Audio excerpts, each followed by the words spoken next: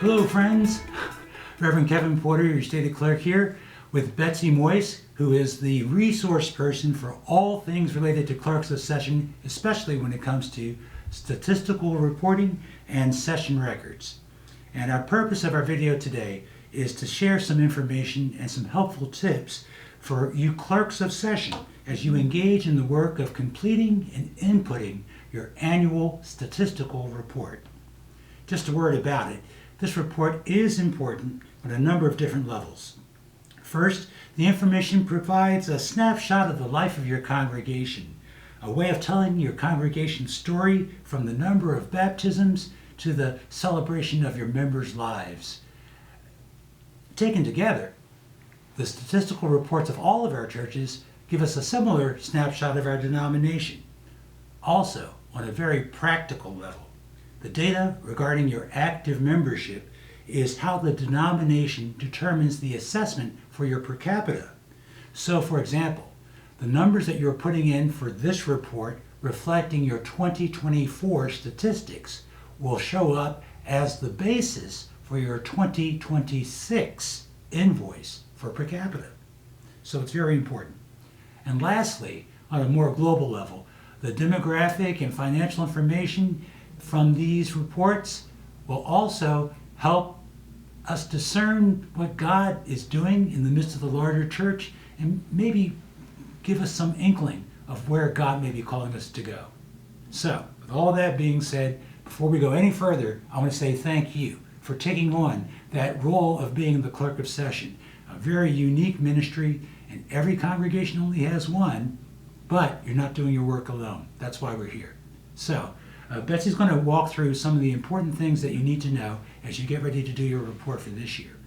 Starting, I guess, with our website. Sounds good. We did do some updates on our website, but it is still presbyphl.org. And we have the home screen. And what I just would like you to do when you're getting ready for statistics is you can scroll down. There's a nice box that says the Stated Clerk's Office. And all things for clerks, including the statistics right now, will be on that page. Couple of things I want to make mention of. The PCUSA has the control over the statistics, and the online reporting system goes directly to them. They set deadlines, and the deadlines are quite firm.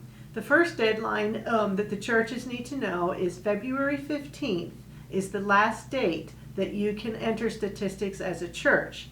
But fear not, the Presbytery has up through March 3rd, and we can certainly make any corrections, additions, adjustments of any kind to your statistics if that's needed through March 3rd, and we do that on behalf of our clerks and our churches.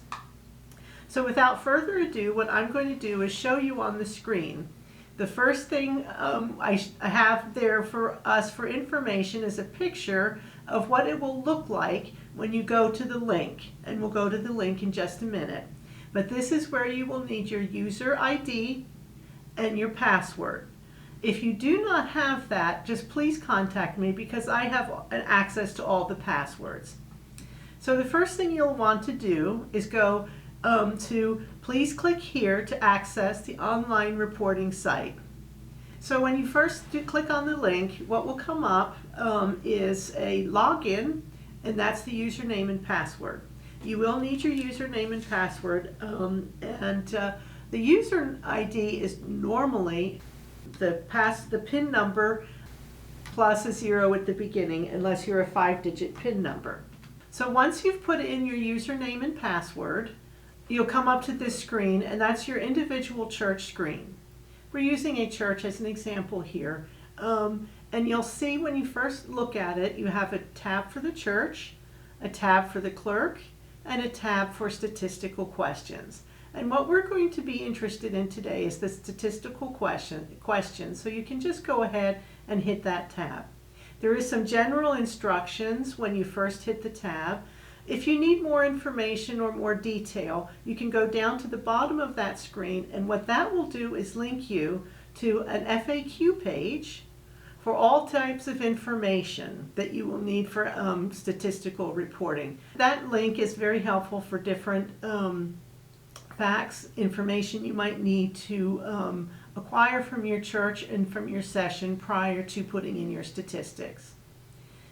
Then when you are ready and you have your statistics, you have member statistics, congregational statistics, racial ethnic statistics, financial statistics. And each one of those will be a separate unit. And I'll just iterate what Kevin said. Remember, with the membership, the ending total active member that is entered at the bottom is how your per capita will be assessed in the future. And I'll just quickly go through the others. Congregational life is about baptisms, average attendance, gender and age distribution. Then racial ethnic also includes disabilities, so we have hearing, mobility, and sight and other impairments. And then we have the racial categories. Finally, we have the financial. And this one I usually get the most questions on. You have your budgeted income and expense at the top, and then you have the different categories of income and different categories of expenditures. For example, you have regular contributions, which would be the payments, pledges, plate receipts, and such. Just to note, this is not where you would put certain things like capital or building funds. That's down below. Each one of these categories for income has a definition attached to it. Each one of the categories, likewise, for expenditures are the same. The other item I would like to make note of, at the bottom of each page is a button that says accept or cancel.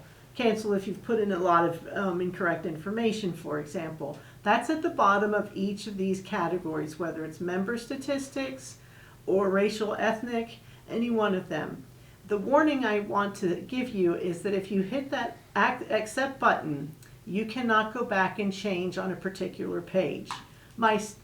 Yeah, I was going to say, this is a good point. Mm-hmm. So, what Betsi is showing you is the actual reporting instrument that you use when you've got all your information, so that, as she mentioned, just to reiterate, if you hit the accept button on the bottom, that can't be gone back to.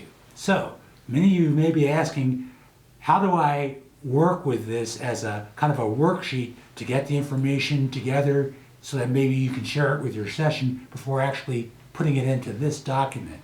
So on our Stated Clerks website, we've got some of the links for statistical information, and my contact information if you have any questions. And then what we have is a blank church statistical report, and you just click on view that file.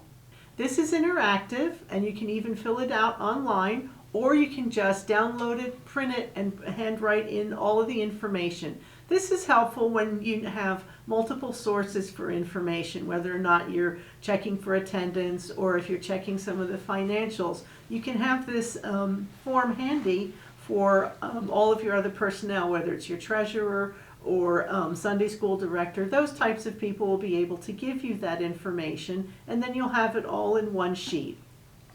So that is also a very helpful way to do it. The session, I just want to make note, this changed a few years ago, but I still do get questions. The session does not need to formally approve the church statistics, but they still are responsible for reviewing and submitting the statistical report to the presbytery. So it's always of a good benefit to have it presented to session prior to making your entries. And you can do that online as well, because I know the deadlines are pretty swift coming. So that's why I kind of like to iterate that it doesn't particularly acquire session approval, but you can certainly send that blank working document out so that everybody on section is aware of the different categories and what entries will be put into the PCUSA statistical report. So once again, on the Stated Clerks page, you will find the statistical information, a link directly to the online data reporting, and also my email address is on there. Feel free to give me a call. For the user ID and password, just to remember. If you can't find that anywhere, I have them. So, just so you know, there also was an e-blast that went out to you clerks of the session.